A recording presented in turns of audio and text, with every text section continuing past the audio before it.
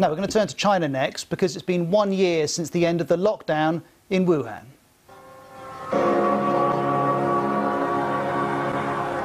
This is how the day was marked exactly a year ago, a huge moment for the many people, the 11 million people in the city of Wuhan. And to remind you, coronavirus was first reported in Wuhan in December 2019. The city then went into a lockdown on the 23rd of January, and that lockdown stayed in place for 76 days, all the way to the 8th of April 2020.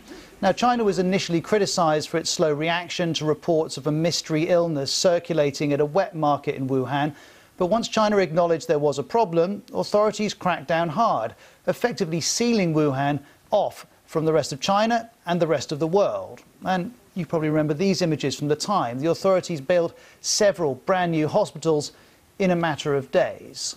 Well, official data appears to justify those measures. As you can see in this graph, the number of recorded COVID cases in China spiked in February last year, dropped off in March, and has stayed low since, with no second waves, no third waves. The latest figures show that China had just over 100,000 recorded infections and around 4,800 deaths in total.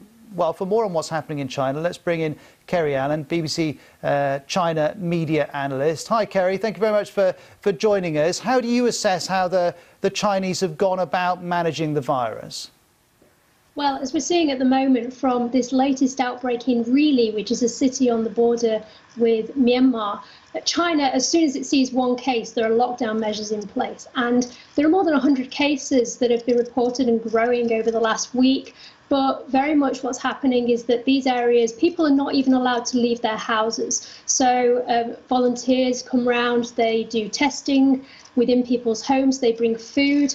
And the idea is that the cases get down to zero and then that area can open up again. But it will normally take a number of weeks for them to stay at zero before that happens. And we've only a minute, Kerry, but where have they got to with the vaccine rollout, please? They've got very far, so they're still the second country. There are more than 149 million doses that have been given, but China's averaging about 3 million, 4 million a day. So in a very short space of time, it is going to overtake the US. It says that it has capacity to deliver 10 million at the moment, but some people are still wary, so it's about 3 to 4 million. We're going to leave it there, Kerry. We're tight on time. Thank you very much indeed. Kerry's from BBC Monitoring. Do follow her on Twitter if you want analysis of what she sees in the Chinese media as she goes about her work.